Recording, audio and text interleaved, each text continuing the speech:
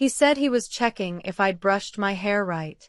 That's what my stepfather whispered as he crept up behind me, his breath cold against my neck, the bristles of his mustache grazing my cheek.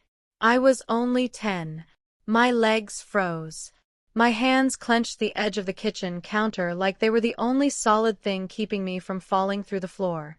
"Hold still now," he muttered, tugging at my ponytail like he had the right. And from the hallway my mother, my own mother, walked by, eyes on her laundry basket, and didn't say a word. Didn't even blink. That was the first time I realized I was completely alone in that house.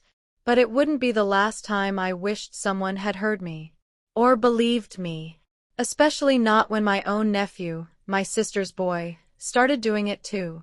And by then, I had already learned the awful truth. No one believed the quiet girl. No one believed me. Even when I screamed. Even when I bled. Even when I begged. My name is Clara Mayfield. I'm 84 now. I live alone in a tiny weathered house on the outskirts of Oak Hollow, Michigan, a town where the trees whisper louder than the people do. I've lived a quiet life. A long one. And for most of it, I kept my mouth shut. But I can't keep quiet anymore. Because this morning, someone mailed me an old photograph. A photograph of my mother, smiling, with my stepfather standing behind her, and my nephew, all grown up, right beside them. On the back was a message in familiar handwriting. Just 6 words. We were always on the same side. My hands are still shaking. I thought I buried the past.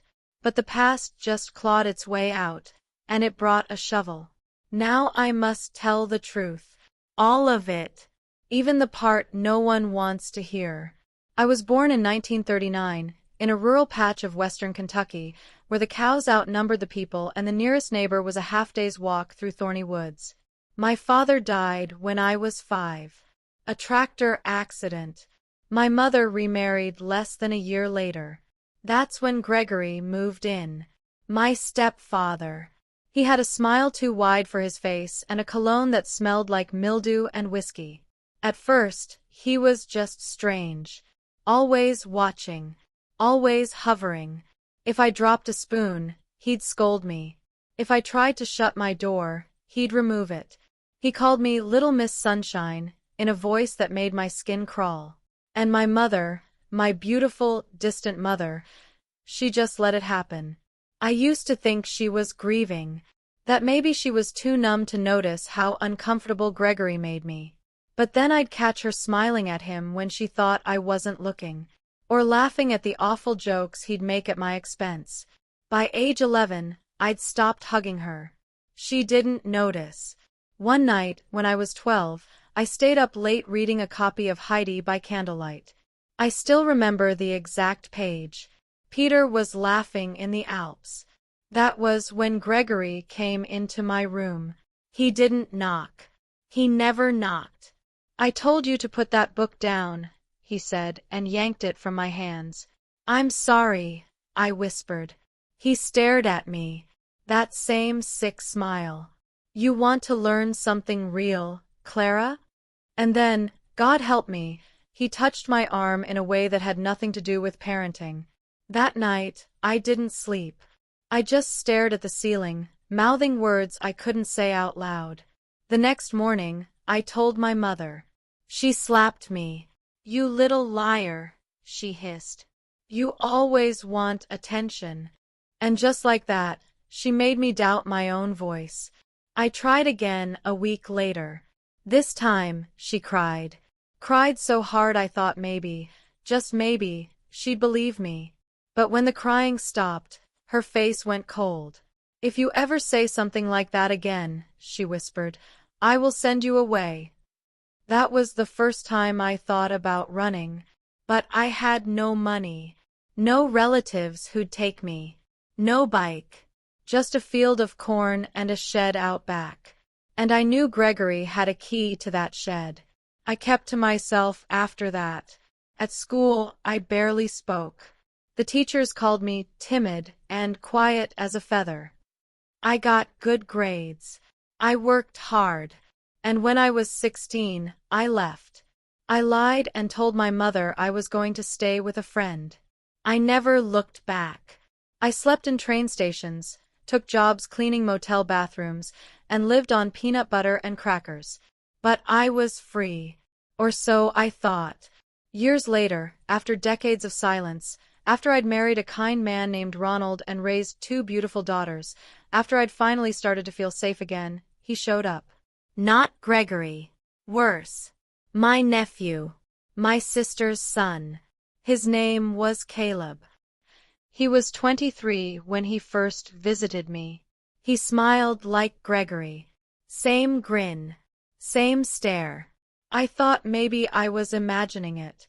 Maybe the past was just playing tricks on my mind. Until one afternoon, when I was folding laundry and he walked behind me and placed his hand on the small of my back. He leaned in.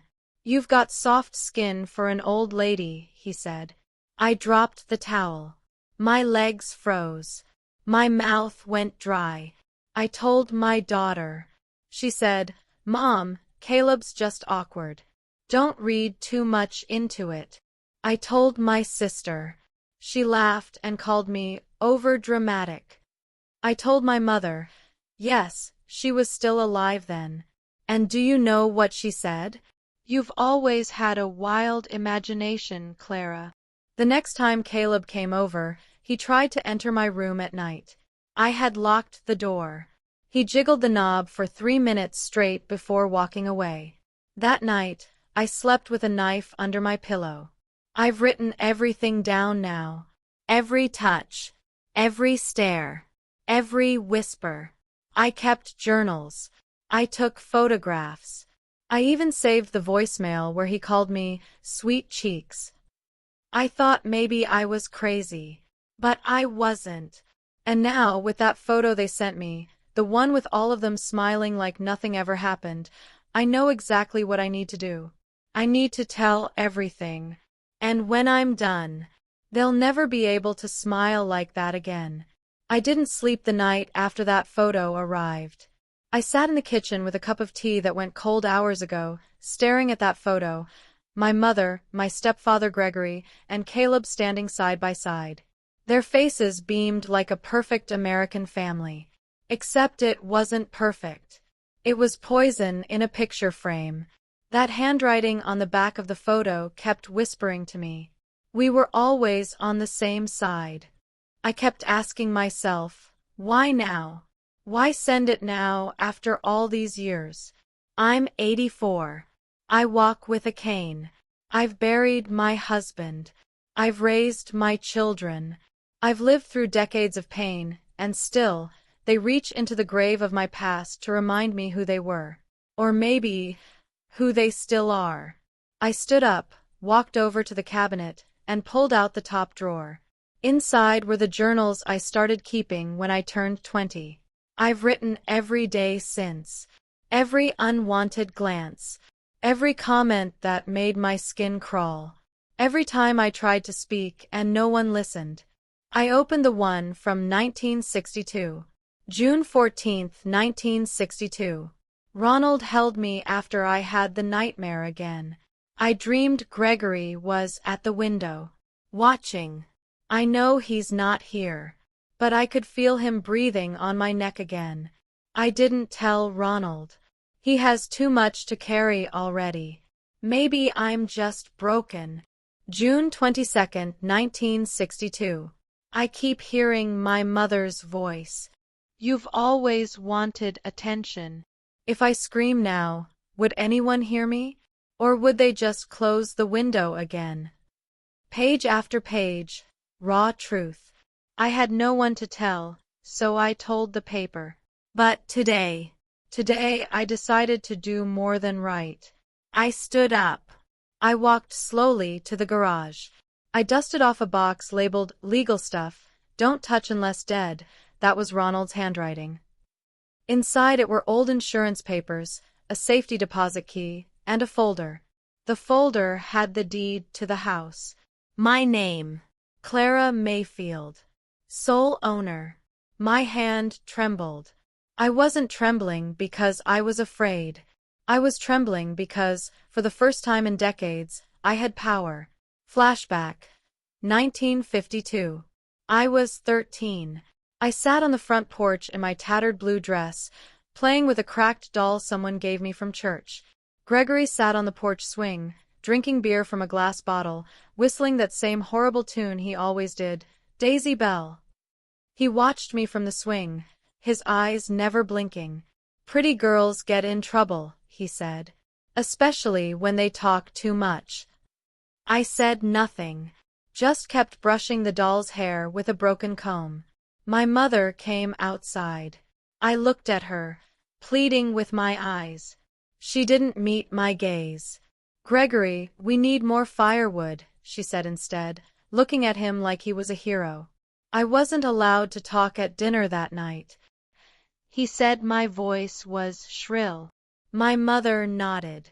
And after bedtime, I heard his footsteps again. That night, I pretended to be asleep. He opened the door, stood there for too long, then closed it. The next day, I stole a hammer from the shed and kept it under my mattress.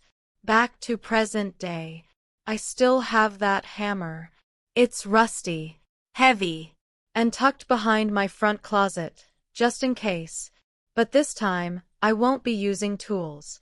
I'll be using truth. Later that morning, I took the photo and headed to the police station. Not because I expected them to do anything they never did before, but because I needed to leave a record. A paper trail. A young officer greeted me. Blonde, maybe 25. She smiled politely. "Can I help you, ma'am?"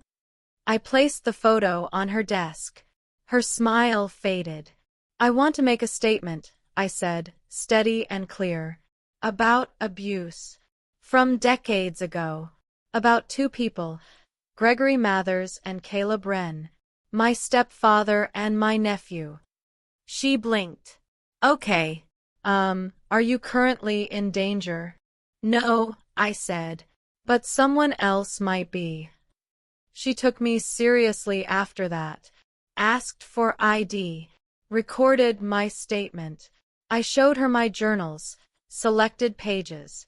I handed over the voicemail from Caleb where he said disgusting things. She asked if I'd consider pressing charges. "I just want a report filed," I said. "For now." But inside, I knew this was just the beginning. That night, my home phone rang. I almost didn't answer, but I did. "Hello." Silence. Then a voice. Male. Slow. Familiar. "You always did like to play the victim, Clara." It was Caleb. My heart raced. I hung up, then unplugged the phone. The next day, I bought a new lock and a second camera for my front door. 3 days passed. Then another letter arrived. No stamp, just hand-delivered. I opened it. One sentence. "Don't forget, we taught you everything you know." That's when I knew they were scared. Because they should be. I wasn't the frightened little girl anymore. I was an old woman with nothing to lose. And a lifetime of pain to finally set free. But then came the shock I didn't expect. A knock on my door. I looked through the peephole. It was my daughter, Eliza. She hadn't visited in months. She was crying. "Mom, I need to talk to you. It's about Caleb." My stomach dropped. I opened the door slowly. She stepped in. She looked me in the eyes, broken and shaking. "Mom, I think he hurt my daughter." I didn't breathe for a full 5 seconds after Eliza said those words. "Hurt who?" I whispered. Eliza's hands were trembling. She clutched her coat like she was trying to hold herself together. Her lips were pale, her eyes puffy like she hadn't slept in days. "Abby," she finally said. "My little girl. My granddaughter. 12 years old. The same age I was when Gregory first touched me." I felt the room sway. My knees nearly gave out, and I had to grip the edge of the doorway to steady myself. Eliza, what are you saying? You need to tell me everything. She nodded, collapsed onto my worn-out recliner, and buried her face in her hands. I hadn't seen my daughter cry like that since the day Ronald died. I didn't believe it at first, she stammered. I didn't want to believe it. But Abby's been acting strange. Quiet. Like weirdly quiet. She used to sing all the time. She hasn't made a sound in weeks. She flinches when I hug her. She barely eats. My heart shattered into pieces. Eliza, I said, kneeling slowly beside her. Did she say something? She hesitated, then nodded. She said Caleb comes into her room at night, that he tells her not to tell, that he calls her Sunshine. That word hit me like a fist to the chest. Sunshine. That's what Gregory used to call me. That's what Caleb called me the last time I saw him. Eliza, I said, trying to keep my voice calm despite the storm inside me, you need to take her to the doctor. And the police. Right now. I don't know what to do, she sobbed. If it's true, how do I even look at my nephew again? He's not your nephew, I snapped. Not anymore. Flashback. I was 23, married to Ronald, and newly pregnant with our first child. One night, I woke up gasping from a nightmare. I saw Gregory standing at the foot of my bed, even though I knew he lived 2 states away. I couldn't move. I just cried and cried until Ronald woke up and held me like I was made of glass. Tell me what's wrong, he whispered. I couldn't. I didn't know how to say it. But now, as Eliza sat before me, falling apart the same way I had decades ago, I knew I had to do what no one ever did for me. I had to believe her. I had to protect Abby. I filed a report a few days ago, I told Eliza, standing up. I didn't name Caleb directly, but I gave them evidence. If Abby talks to the police, they will open a case. But we need to act fast. What if they don't believe her? She asked, her voice small. I knelt and held her face in my hands. Then we make them believe. With everything we've got. 2 hours later, we were sitting at Oak Hollow County Police Department. Eliza held Abby in her lap. The officer was the same young blonde woman from before. Her name was Officer Dana Cook. She had kind eyes and listened without judgment as Eliza explained the situation. I'd like Abby to speak to one of our forensic interviewers, she said gently. It's important she feels safe. No pressure. Just a conversation. Abby didn't say much at first. Just nodded. Her eyes were empty. But when the counselor came in and led her to the child interview room, I saw her hand gripping her mother's a little tighter. She was scared. But she wasn't alone. Not anymore. 3 days later, Eliza called me sobbing. The police had enough to open a full investigation. Abby had confirmed everything. Everything. From the nicknames, to the late-night visits, to the threats. Caleb had been staying with them on and off for months. Eliza had let him crash on the couch when he said he lost his job. She thought she was helping family. He was hunting innocence. Just like Gregory. That night, I sat on my porch and watched the moon rise behind the oak trees. I lit a candle for Abby, and one for the little girl I used to be. Then I made a decision. I wasn't just going to wait for justice. I was going to deliver it. Because I remembered something else Gregory used to say, after he'd hurt me. No one listens to the old or the young. He was right, back then. But not anymore. The next morning, I drove to the county clerk's office. My hip ached. My hands shook. But I had a mission. I requested copies of Gregory's old criminal record. Turns out, there was a sealed complaint from 1973, filed by another girl in another town. But it had never been followed through. I requested the file. And I requested to reopen it. I wasn't sure they'd allow it. But sometimes the right kind of noise gets the system moving. I had names, dates, journals, voice recordings, letters, all of it. And now, I had Abby's statement. It was time to let the whole town see who Caleb Wren really was, and exactly what kind of men my mother spent her life protecting. I stood before my bathroom mirror that night. Wrinkles, liver spots, hair like worn snow. I didn't look like a fighter, but I was. I still am. And I was about to do something no one in my family expected.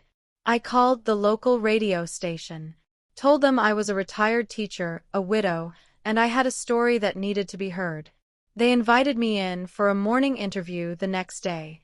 I didn't give names, but I gave details, enough to shake the dust off every lie my mother built. I ended the segment with a simple message.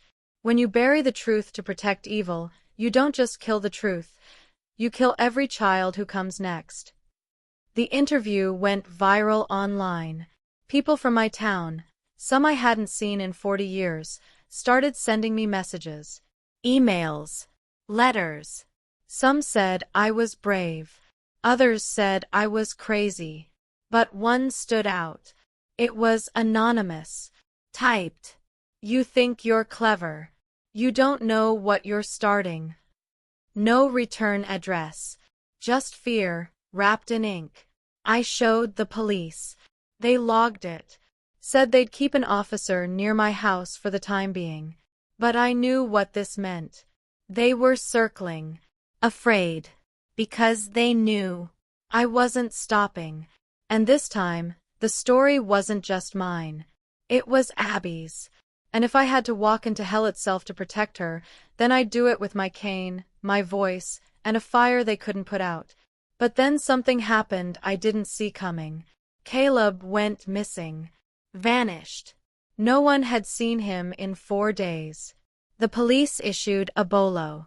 My sister claimed she had no idea where he'd gone. But I did. I had a gut feeling. And a place. A cabin Gregory once took us to as kids. Hidden deep in the woods outside Oak Hollow. Abandoned for decades. If Caleb was hiding anywhere, it was there. I didn't tell the police. I didn't tell Eliza. I just packed a flashlight, a camera, and my hammer. Because I wasn't going there for answers. I was going to finish what should have been ended 60 years ago. The last time I saw that cabin, I was 16, knees scraped, arms bruised, and soul shattered. Gregory had taken us out there under the pretense of a family bonding weekend. I remember the smell of the pine wood, the sound of squirrels scattering across the metal roof, and the way the door creaked like it didn't want to be opened. But it was the basement that haunted me most. That damn basement. No lights. One broken chair. And a wooden beam Gregory once tied a rabbit to. I never saw that rabbit again. So when I reached the forest road and the trees began closing in around me, that old feeling returned. Like something had climbed onto my back, wrapping cold fingers around my throat. But I didn't stop. I couldn't. I parked the car about a mile down from where the dirt turned too rough for tires. Then I walked, cane in one hand, flashlight in the other, hammer tucked inside my tote bag. It was nearly dusk when I reached the clearing. There it stood. That crooked, forgotten cabin. Windows boarded. Door ajar. And a faint flicker of candlelight coming from inside. My chest tightened. He was here. I crept up the porch steps. My bones protested with each movement, but adrenaline carried me forward. I took a deep breath and pushed the door open slowly. The hinges groaned like they remembered me. And there he was. Caleb. Sitting on the floor, legs crossed, looking at something in his hands, one of the photos from the envelope, the one with my mother and Gregory. He looked up. And smiled. "Well, well," he said softly. "Grandma Clara. Don't call me that. He chuckled and tossed the photo aside. You really did grow teeth in your old age. I didn't speak, just studied him. He looked unwell. Hair greasy, eyes sunken, clothes wrinkled and damp.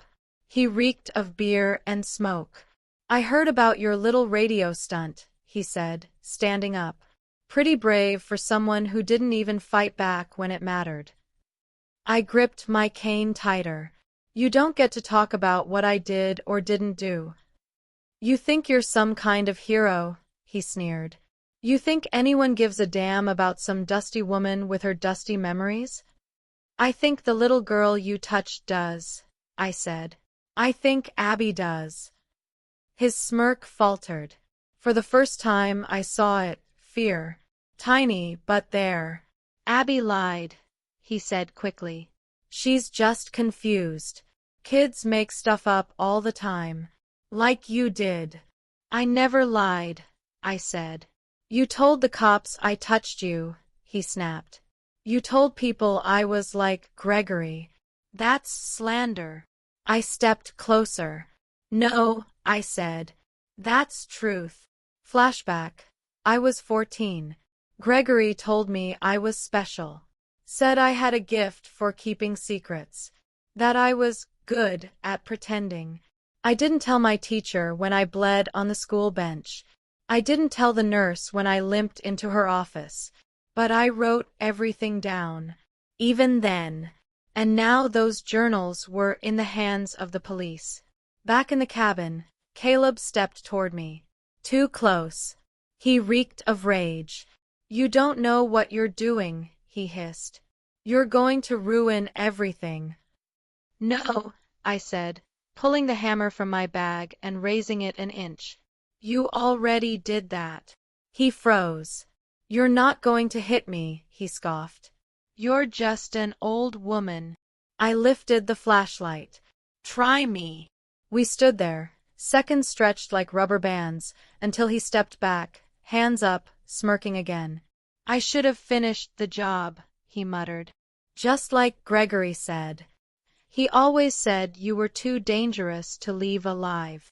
I blinked. What did you just say? Caleb grinned. Oops. Then she said, Mama used to talk to someone. After Gregory died. I thought it was just one of her church friends. But now, I think he was part of it. Something bigger. Bigger than Gregory? She nodded. There was this man, Mr. Hollenbach. Tall. Wore suspenders. Used to bring us pies. Mama would talk to him alone in the garden. That name pulled a memory from deep inside me. Hollenbach. That's the name that was carved into the beam in the basement of the cabin. A name I'd forgotten. Until now. I went back to the cabin the next day. This time with permission and police backup. We dug up the floorboards of the basement. And found something I will never forget for the rest of my days. A box. Inside it, dozens of Polaroids. Girls. Young. Crying. Hiding their faces. Some photos with names written on the back. One of them said, Clara, Sunshine, age 12. That box blew the case wide open. The FBI got involved. They opened up a 50-year-old ring of abuse and trafficking that had touched more families than I could have imagined. Gregory wasn't just a monster. He was part of something worse. And the people who had protected him were still watching. But I wasn't hiding anymore. I gave my story to every journalist who would listen. I stood in front of town hall and read from my journals out loud. People cried. People gasped. Some walked away. But most stayed. One woman handed me her own childhood photo and whispered, "Me too." Still, the threat wasn't over. One night, just before dawn, I woke to the smell of smoke. I ran to the kitchen. Someone had set fire to the side of my house. The curtains were in flames. I grabbed the fire extinguisher and screamed loud enough to wake the dead. The neighbors came running. We put it out. Barely. But the message was clear. They were trying to silence me again. This time, they forgot something. I was not 12 anymore. I wasn't afraid of the dark. And this time, I had the entire town listening. The smoke smell clung to my walls for days. Even after the fire was put out. Even after the police left. Even after I washed the curtains, scrubbed the floors, and aired every window, I could still smell it. But maybe it wasn't just the smoke. Maybe it was memory. Because that fire wasn't the first time someone tried to erase me. It was just the first time they failed. The police ruled it arson, but there were no cameras on that side of the house. No footprints. No accelerants left behind. Just charred fabric and fear. But I knew what it meant. They were panicking. Because my voice was louder than their silence now. And I wasn't alone anymore. The next day, I stood in front of the mirror. My fingers traced the deep lines in my face. I looked like a grandmother who spent her afternoons baking cookies. But that wasn't me anymore. That was never me. I was a woman who survived men like Gregory. A woman who outlived the shame, the silence, the complicity. A woman who remembered every detail they tried to burn from her memory.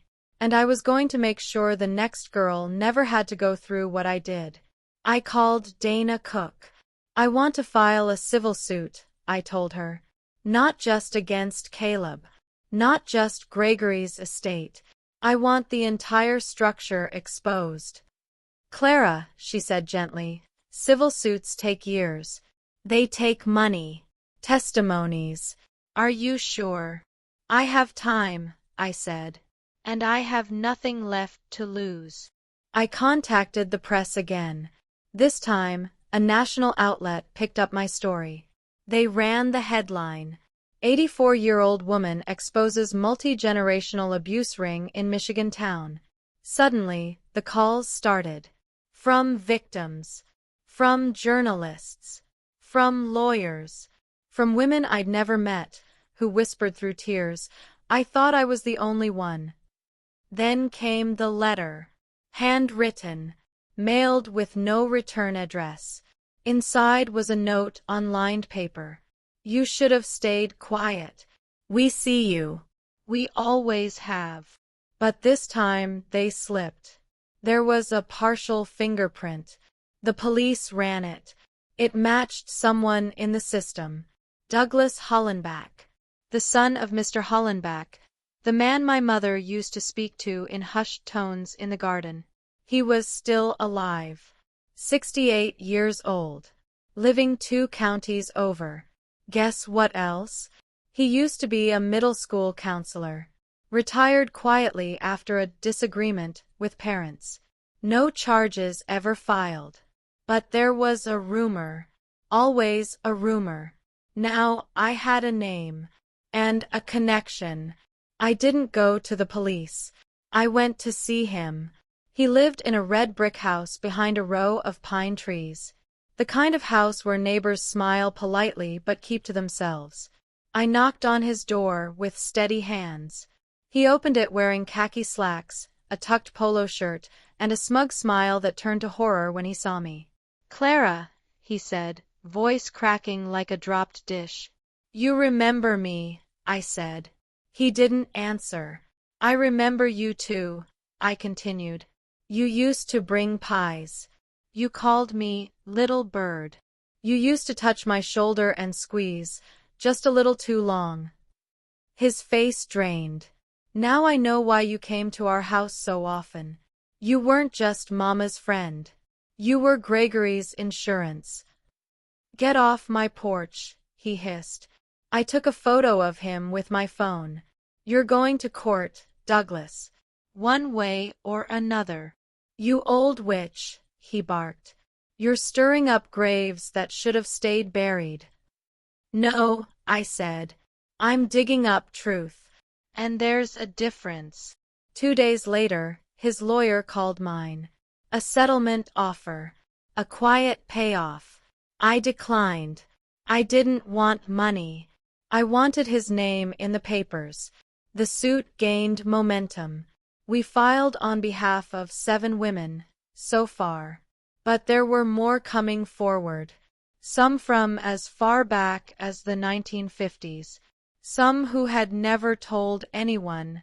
All of them carried the same weight in their eyes. Shame they didn't earn. Guilt that was never theirs to carry. Then, something unexpected happened. A woman named Irene knocked on my door. 87. Wore big glasses and smelled like mint and lavender. She said, "I was your teacher. In 7th grade." I blinked. "Mrs. Rayner?" She nodded slowly, tears gathering. "I always wondered what happened to you. You were quiet, sad. Then one day you stopped coming."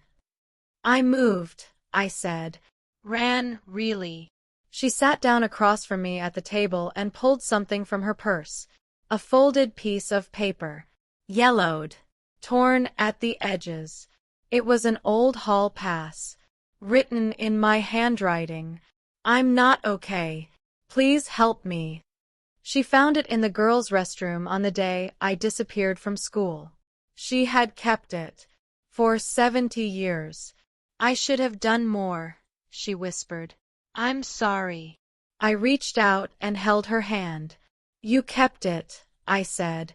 "That means something." That night, I lay in bed staring at the ceiling. So many people had known, hinted, suspected, but no one had dared to say the words out loud. Until now. And then came the knock. 3 sharp taps. I checked the peephole. A man in a black baseball cap stood on my porch, staring directly at the camera. When he saw me watching, he held up a piece of paper and mouthed the words, "You're next." Then he turned and walked away. The police couldn't catch him. No license plate. No fingerprints. But I wasn't shaken. I was furious. I held a town meeting in the community center the next day. I stood in front of a room filled with over 200 people. Victims.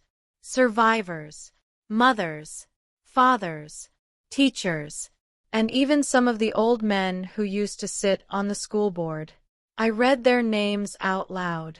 Gregory Mathers. Douglas Hollenbach. Caleb Wren. And others still under investigation. People gasped. Some stormed out, but most stayed, weeping, clapping, holding hands. By the time I left that building, the sky had darkened. But I didn't feel small anymore. I felt tall. Tall like truth. Tall like the oak tree in our backyard that Gregory used to curse for blocking the sun. That tree outlived him. So would I. But just as I stepped onto my porch, a voice called out from the shadows. "Clara!" I froze. It was a woman's voice. Soft. Shaky. And when I turned, I saw her. My mother. No walker. No oxygen tank. Just standing there. In my yard. Looking thinner than I remembered. Older. Frielier. "I've been watching," she said. My throat dried up. "I thought you were." "I'm not dead yet," she said coldly. "But if you keep this up, I will be. And so will you." She looked like a ghost. Thin as reeds, face pale like candle wax, eyes sunken but still burning with that same quiet cruelty I remembered from childhood. "I'm not dead yet," she repeated, stepping closer across the grass. "But you're digging graves too fast, Clara. And some of us are still in them." I stood firm on the porch, the wood creaking beneath my feet. "You came all the way out here to threaten me?" I asked. "At your age." She stopped at the bottom step. Her lips twitched into something that wasn't quite a smile. "No," she said. "I came to warn you." I folded my arms, the cold night air slicing across my face. "You knew. About Gregory. About what he did. You always knew." She didn't deny it. She looked down instead. And then she said it. I let it happen. That silenced the wind. I was weak. I thought, if I kept him happy, if I turned away, maybe he wouldn't touch your sister. Maybe it would stop with you. I wanted to scream, to sob, to pull her up by the shoulders and ask her how in God's name a mother could ever choose a man's comfort over her daughter's safety. But instead I said, he didn't stop. She nodded, still looking down. I know. She sat on the front step. Slowly, painfully. I came tonight because I don't have much time, she said. Cancers everywhere. Bones. Liver. Lungs. I didn't move. A war was raging inside me. Decades of silence, of longing for this moment, now crashing into a twisted, painful truth. I made bad choices, Clara, she whispered. I don't expect forgiveness. But you need to know, there are still people watching. People who helped Gregory. Caleb wasn't alone. I know, I said quietly. Hollenbach. Others. She nodded. But there's one more. The one who made Gregory what he became. The man who paid him. Groomed him. My blood ran cold. Who? She looked up. Her eyes met mine. And what I saw wasn't shame anymore. It was terror. I never knew his name, she said. But he came to our house once. Gave Gregory a thick envelope. They said it was insurance money. But it wasn't. He called himself Mr. Black. The name slammed into me like thunder. I remembered it. From a line in one of Gregory's notebooks that I had hidden away after the trial began. Mr. Black says Clara's too soft. I'll train her. I had dismissed it. Thought it was a code name. A sick fantasy. But my mother confirmed it. He wore a black coat. Black gloves. Smelled like smoke and cologne. Like something dead wrapped in perfume. She paused. I think he's still alive. And I think he's the one who left that photo. The porch light flickered. We both jumped. I looked toward the security camera, still blinking red. I hoped it was recording all this, because my mother was finally telling the truth. And I needed proof. She stayed the night, against my better judgment. I set up a cot in the living room and watched her sleep. Part of me still hated her, but another part pitied her. She was a coward, but she had been young, isolated, manipulated, just like me, and she wasn't the monster. Gregory was. And now, Mr. Black. The next morning, she was gone, left before sunrise. No note, no goodbye. Only a folded handkerchief left on the arm of the couch. Inside was a single photograph of me at 10 years old, in the garden, Gregory's hand on my shoulder, and behind us, a man in a black coat, watching from the porch, face blurred by sunlight, but unmistakably there. I took it to the police. They scanned it, enlarged it, tried facial recognition. Nothing. No record. No match. He was a ghost. A man who knew how to disappear. But I knew one thing. He was still watching. 3 days later, I got a phone call. Eliza. Panicked. Mom, she gasped. Abby's gone. The world stopped. What do you mean gone? I left her at dance practice. She was supposed to wait out front. She never came out. The instructor said she never showed. I dropped the phone. I couldn't breathe. The next few hours were a blur. Police. Helicopters. Amber Alert. We searched the studio. Her school. The streets. Nothing. Then, a package. Delivered to my doorstep. No postage. No markings. Inside was Abby's hair bow. The one I bought her. Yellow with polka dots. Wrapped around a flash drive. I plugged it into my laptop. A video. Grainy. Shaky. Abby, sitting on a stool in a dark room. Tears in her eyes. And a voice off camera. You should have stayed quiet, Clara. The room went still.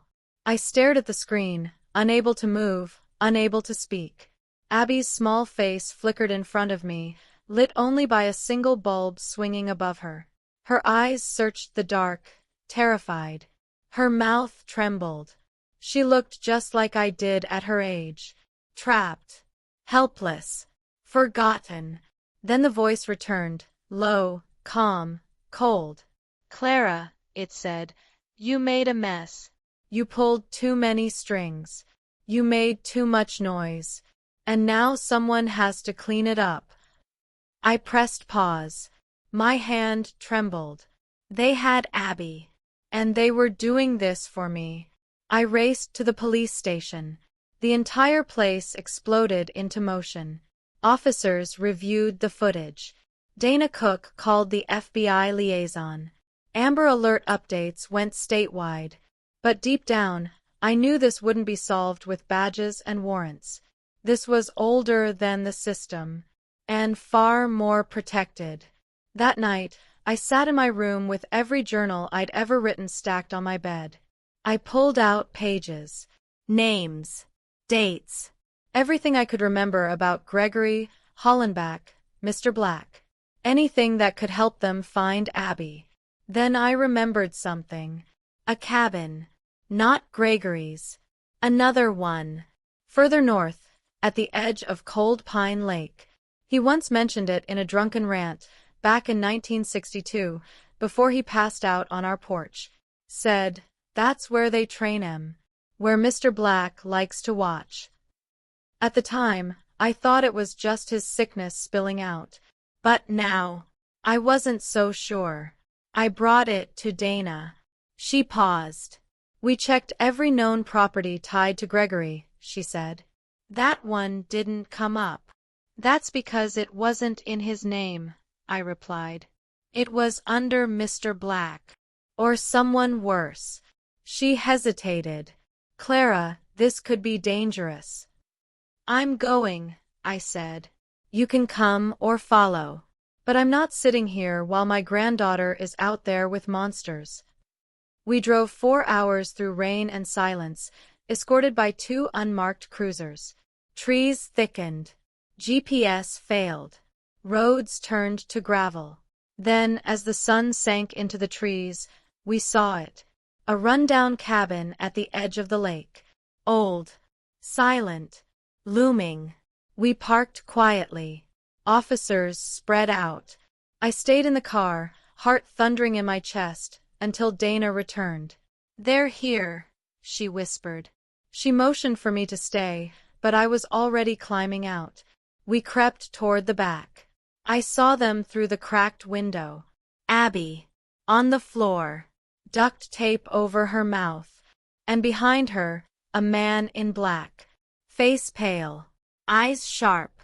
Older than I remembered from the photo. But it was him. Mr. Black. Everything after that happened fast. Flashbang. Yells. Guns drawn. Officers bursting through the door. Mr. Black turned, eyes wide, but didn't move. They tackled him. Dragged him out. Abby screamed. I rushed in, tore the tape from her mouth, held her so tight she could barely breathe. It's okay, baby, I whispered through tears. It's over. Grandma's here. Back in Oak Hollow, the town erupted. Mr. Black, whose real name was Walter R. Kinley, was charged with multiple counts of abuse, trafficking, conspiracy, and obstruction of justice. Turns out, he had worked as a consultant for the state foster system in the 60s. He'd buried his crimes beneath paper trails and fake donations. And Gregory? Gregory was just one of many.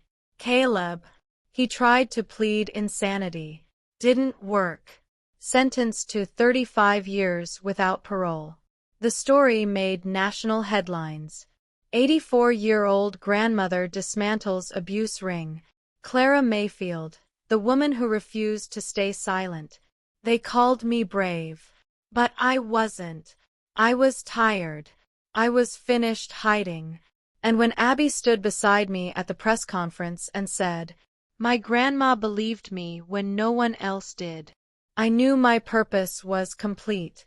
We started a foundation, Sunshine Survivors, named after the nickname Gregory once used to dehumanize me.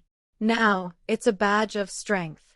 We help children report abuse, train teachers to listen, give voice to those who were silenced.